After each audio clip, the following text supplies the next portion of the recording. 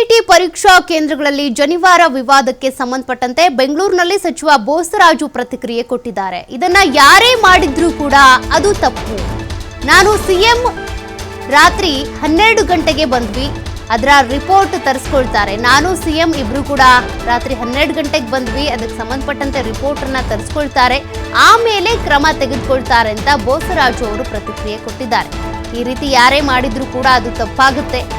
ಪರೀಕ್ಷಾ ಕೇಂದ್ರಗಳಲ್ಲಿ ಜನಿವಾರವನ್ನ ತೆಗೆದಿಟ್ಟು ಪರೀಕ್ಷಾ ಕೊಠಡಿ ಹೋಗಬೇಕು ಅನ್ನೋದು ತಪ್ಪು.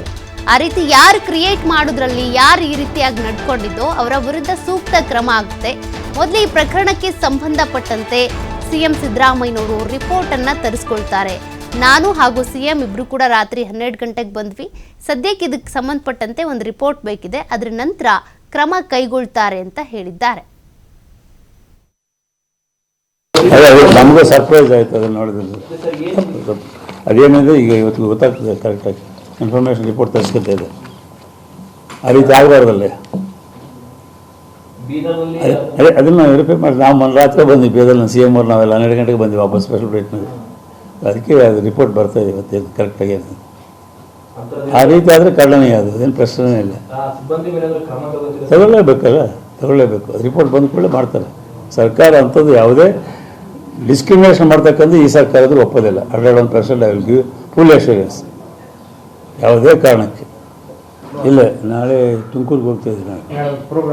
ಅಲ್ಲ, ಅವ್ರ ಪ್ರೋಗ್ರಾಮ್ ಬೇರೆ, ನಮ್ಮದು ಹೋಮ್ ಮಿನಿಸ್ಟರ್ದು ಎಲ್ಲ ಸ್ಕೀಮ್ ನಮ್ಮದೊಂದು ಲಿಫ್ಟಿಗೇಷನ್ ಫೌಂಡೇಶನ್ ಆಗ್ತದೆ ಕೊರಟಗೆರೆಯಲ್ಲಿ ಮಧ್ಯಾಹ್ನ 3 ಗಂಟೆ. ಸಿ ಎಮ್ ಬೆಳಗ್ಗೆ ಬಂದು ಬೇರೆ ತುಮಕೂರು ಪ್ರೋಗ್ರಾಮ್ ಮುಗಿಸ್ಕೊಂಡು 3 ಗಂಟೆಗೆ ವಾಪಸ್ ಬರ್ತಾರೆ. 3 ಗಂಟೆ ಆದಮೇಲೆ ಕೊರಟಗೆರೆಯಲ್ಲಿ ಪ್ರೋಗ್ರಾಮ್ ನಮ್ಮ ಮೈನ್ ಇರಿಗೇಷನ್ ಡಿಪಾರ್ಟ್ಮೆಂಟ್.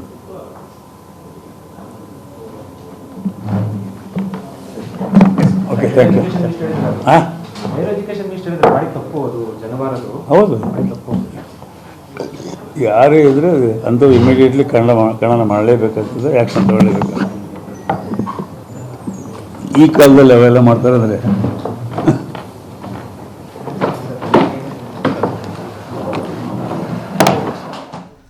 ಇದು ಸಚಿವ ಬೋಸರಾಜು ಅವರ ಪ್ರತಿಕ್ರಿಯೆ. ಈ ಕಾಲದಲ್ಲೂ ಕೂಡ ಈ ರೀತಿಯಾಗೆಲ್ಲ ಮಾಡೋದು ಎಷ್ಟು ಸರಿ ಅಂತ. ಯಾವ ಕಾಲದಲ್ಲಾದರೂ ಅಷ್ಟೇ ಪರೀಕ್ಷಾ ಹಾಲ್ ಟಿಕೆಟ್ನಲ್ಲಿ ಪರೀಕ್ಷಾರ್ಥಿಗಳಿಗೆ ಏನು ಸೂಚನೆ ಕೊಟ್ಟಿರ್ತಾರೆ ಅದನ್ನು ಹೊರತುಪಡಿಸಿ ಬೇರೆ ಯಾವ ರೀತಿಯ ಕ್ರಮವನ್ನು ಕೂಡ ಅಲ್ಲಿ ಪರೀಕ್ಷಾ ಕೊಠಡಿ ಹತ್ರ ಇರುವಂಥ ಸಿಬ್ಬಂದಿ ಇರ್ಬೋದು ಅಥವಾ ಬಿಲ್ಡಿಂಗ್ ಹತ್ರ ಇರುವಂಥ ಸಿಬ್ಬಂದಿ ತೆಗೆದುಕೊಳ್ಳುವಂತಿಲ್ಲ. ಈ ರೀತಿಯಾಗಿ ಜನಿವಾರವನ್ನ ತೆಗೆದಿಟ್ಟು ಬನ್ನಿ, ಇಲ್ಲ ಅಂತಂದ್ರೆ ಜನಿವಾರ ಕಟ್ ಮಾಡ್ತೀವಿ, ಇದೆಲ್ಲವೂ ಕೂಡ ಆಯಾ ಧರ್ಮಗಳಿಗೆ ಅಥವಾ ಆಯಾ ಜಾತಿಗೆ ಸಂಬಂಧಪಟ್ಟಂತೆ ಏನು ಸಂಪ್ರದಾಯಗಳಿರ್ತಾವಲ್ಲ ಆ ಸಂಪ್ರದಾಯಗಳ ವಿರುದ್ಧ ನಡ್ಕೊಂಡಂತೆ ಆಗುತ್ತೆ, ಅವರಿಗೆ ಅಪಮಾನ ಮಾಡಿದಂತೆ ಆಗುತ್ತೆ. ಹಾಗಾಗಿ ಇದಕ್ಕೆ ಸಂಬಂಧಪಟ್ಟಂತೆ ಸಿಎಂ ಸಿದ್ದರಾಮಯ್ಯ ನಾವು ಮಾತನಾಡಿ ಕ್ರಮವನ್ನು ತೆಗೆದುಕೊಳ್ತೀವಿ ಅನ್ನೋದು ಸಚಿವ ಬೋಸರಾಜು ಅವರ ಪ್ರತಿಕ್ರಿಯೆ.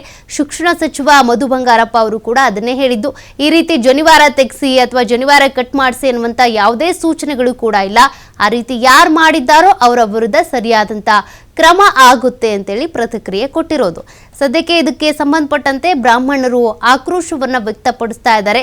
ತಮ್ಮ ಮನೆಯ ಮಕ್ಕಳು ಈ ರೀತಿ ಎಕ್ಸಾಮ್ ಬರೆಯೋದಕ್ಕೆ ಹೋದಂಥ ಸಂದರ್ಭದಲ್ಲಿ ಜನಿವಾರ ತೆಗಿರಿ ಅಂತ ಹೇಳಿದ್ದು, ತೆಗ್ದಿಲ್ಲ ಅಂದರೆ ಕಟ್ ಮಾಡ್ತೀವಿ ಅಂತ ಹೇಳಿದ್ದು, ಇದೆಲ್ಲವೂ ಕೂಡ ಎಷ್ಟು ಸರಿ ಅಂತ ಪ್ರಶ್ನೆ ಮಾಡ್ತಾ ಇದ್ದಾರೆ.